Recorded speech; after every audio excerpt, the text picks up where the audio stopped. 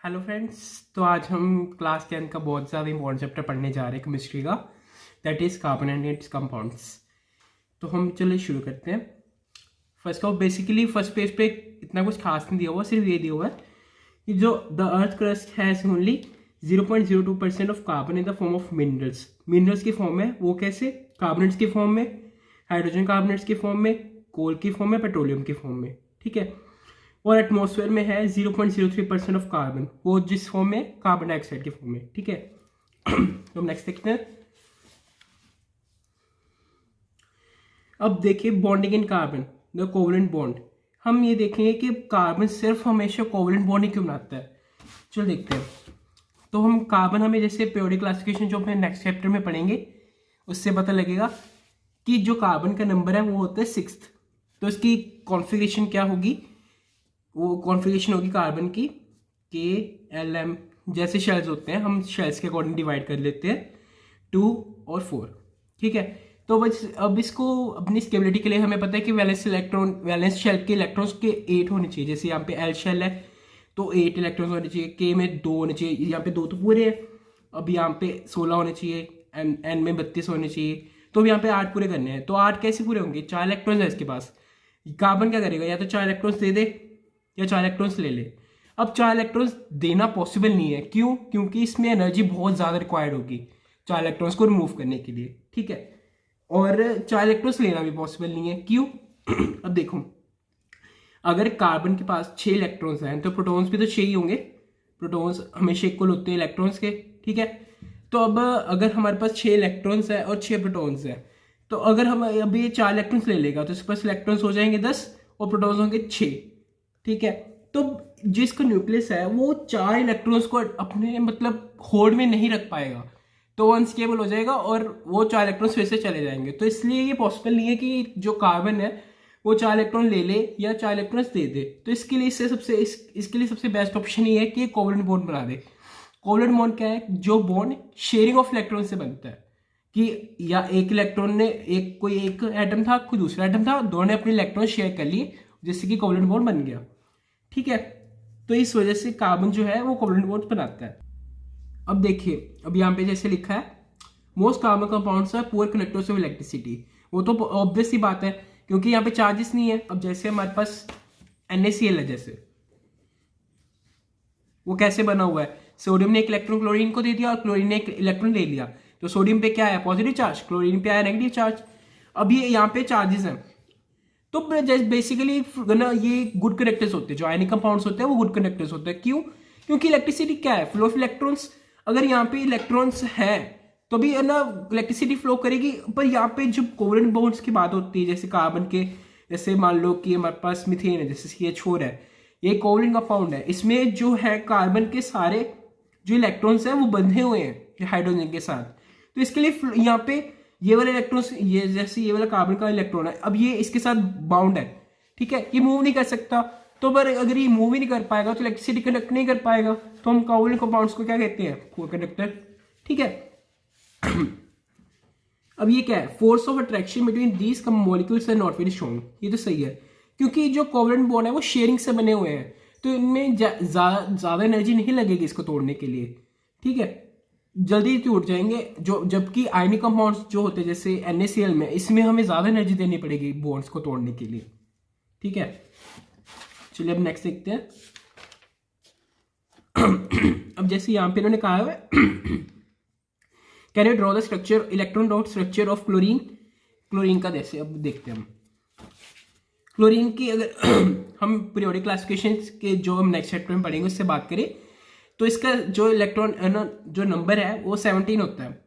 तो अब इसकी हम कॉन्फ़िगरेशन लिखेंगे तो क्लोरीन आएगा 2, 8, 10 और इस 7 KLM शेल में। ठीक है। तो अब जैसे इसके लास्ट वेलेंस शेल में 7 इलेक्ट्रॉन्स हैं, तो अब इसको अब अगर हमने स्टेबिलिटी प्रोवाइड करनी है तो इसमें 8 इलेक्ट्रॉन्स होने चाहिए। तो क्या करेगा? एक इलेक्ट्रॉन ले लेगा। अब ये तो हम बात करें कि अगर इसने आयनिक कंपाउंड बनाना है, ये अब ज्यादातर कोवलेंट कंपाउंड भी ही बना सकता है। जैसे Cl2 ज्यादातर एग्जिस्ट करता है तो कोवलेंट कंपाउंड बना के ही एग्जिस्ट करता है। वो कैसे? अगर हम जैसे कि हम लास्ट में क्लोरीन के अगर जो लास्ट वैलेंस शेल के इलेक्ट्रॉन्स की ड्रॉ करें, जो अगर स्ट्रक्चर ड्रॉ करें तो क्या होएगा? ये 1, 2, 3 4 5 6 7, ठीक है। अब दूसरा अगर एक क्लोरीन एटम और है, वो कैसे ड्रॉ करेंगे? 1 2 3 4 5 6 7। अब यहाँ पे कंफ्यूजन ये होती है कि सर हमने तो सिर्फ ये हमने 7 इलेक्ट्रॉन्स ही क्यों बनाए हैं, हमने ये जो 2 और 8 10 इलेक्ट्रॉन्स थे वो क्यों नहीं बनाए? क्योंकि देखो जो रिएक्टिविटी मीन होती है ना, वो सिर्फ वैलेंस इलेक्ट्रॉन्स के कारण होती है। वो इसलिए ये तो 2 8, अब ये तो स्टेबल है, वो कहते हैं हमने तो कुछ नहीं करना जी, हम तो स्टेबल है। ये जो अब 7 इलेक्ट्रॉन्स ये कहते हैं हम स्टेबल नहीं है, हमें स्टेबल करो, हम इनको जल्दी लगी हुई है, तो ये ज्यादा रिएक्शंस में पार्टिसिपेट करते हैं। इनका रिएक्शंस में इतना रोल नहीं होता, तो इसके लिए हम कंसिडर भी नहीं करते इनको, ठीक है। तो हम 7 इलेक्ट्रॉन्स इस क्लोरीन मॉलिक्यूल के, 7 इलेक्ट्रॉन्स इस क्लोरीन मॉलिक्यूल, क्लोरीन एटम के होगी, सॉरी। तो क्या करेगा ये एक इलेक्ट्रॉन इसका ले लेगा। मेरा सेंस ये नहीं है कि क्लोरीन का एक इलेक्ट्रॉन ले लेगा, ये मतलब सिर्फ शेयर करेगा। क्लोरीन एक क्लोरीन इसका एटम शेयर कर लेगा। तो अभी इनके पूरे हो गए ना, देखो 1 2 3 4 5 6 7 8, सेम ही इसका है, इसके भी 8 इसके भी 8, तो दोनों स्टेबल हो गए, तो इनका ना ये कोवलेंट मॉलिक्यूल बन गया। चलो अब नेक्स्ट देखते हैं। Can you depict a molecule of water. अब हमने इसको पूछा हुआ है कि पानी का मॉलिक्यूल का स्ट्रक्चर बनाना है, ठीक है। तो पानी किससे बना होता है? पानी का वैसे पहले हम फॉर्मूला क्या होता है? H2O, ठीक है। तो ये ऑक्सीजन और हाइड्रोजन से बना हुआ है, ठीक है। तो ऑक्सीजन का जो नंबर होता है वो कितना होता है? 8। हाइड्रोजन का कितना होता है? 1। तो अगर हम इसकी कॉन्फ़िगरेशन लिखें KLM, मतलब कॉन्फ़िगरेशन मतलब क्या है कि हम जो इसका मतलब एक्चुअल इलेक्ट्रॉनिक स्ट्रक्चर लिखें जो, तो इसमें क्या होगा? 2 6, इसका होगा 1, ठीक है। अब ऑक्सीजन को स्टेबिलिटी के लिए क्या चाहिए कि 2 इलेक्ट्रॉन्स ले ले, और हाइड्रोजन को क्या है कि या तो 1 इलेक्ट्रॉन दे दे या फिर 1 इलेक्ट्रॉन ले ले। तो अभी ऑक्सीजन का स्ट्रक्चर कैसे बनेगा? जैसे हम पहले ऑक्सीजन के वो बना लेते हैं इलेक्ट्रॉनिक स्ट्रक्चर, 1 2 3 4 5 6, ठीक है। हमने ऐसे बना लिया।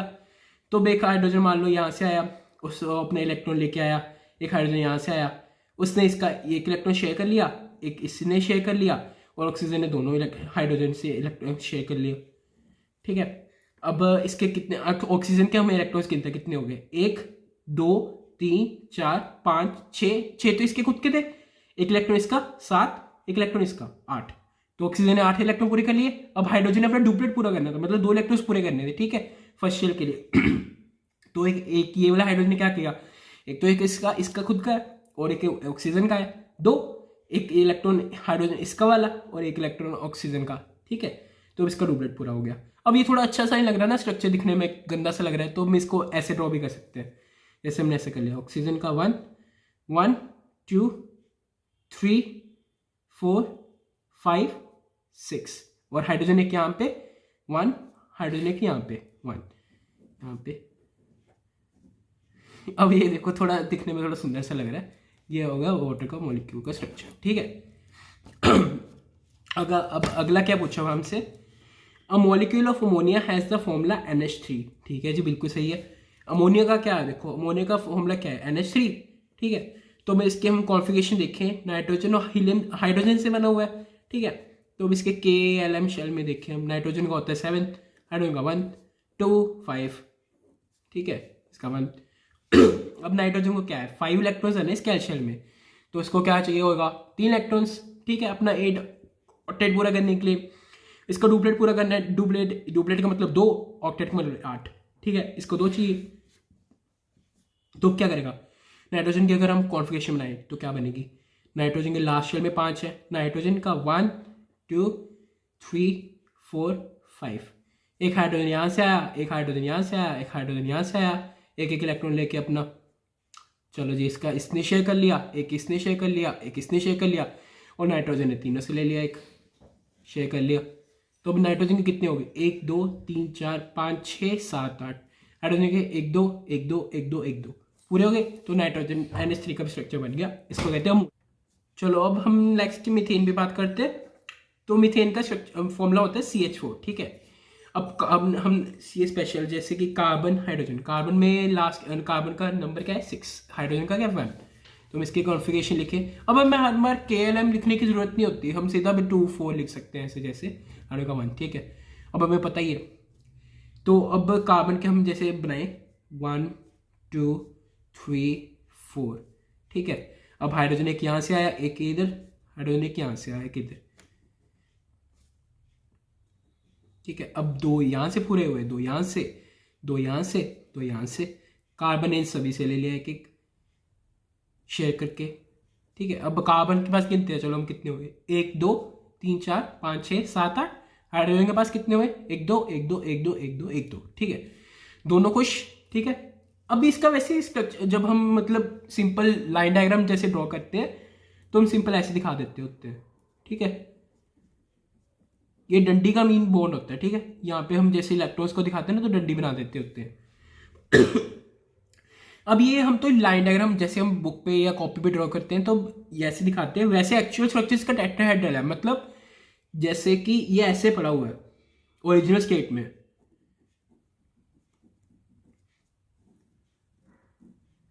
ये ओरिजिनल स्टेट में ऐसे इसका स्ट्रक्चर ऐसे होता है जिसको हम टेट्राहेड्रल शेप कहते हैं, ठीक है। तो यहाँ पे चलो ये तो थोड़ा हाई लेवल हो गया, अब यहाँ पे देखते हैं। Methane is widely use as a fuel and is a major component of biogas and compressed natural gas, ठीक है। सिंपल सी बात है, methane is a formula of CH4, ठीक है। तो चलो यहाँ पे यहाँ तक कहता है, आगे हम कल डिस्कस करेंगे एलोट्रोप्स और सैचुरेटेड अनसैचुरेटेड कंपाउंड्स क्या होते हैं।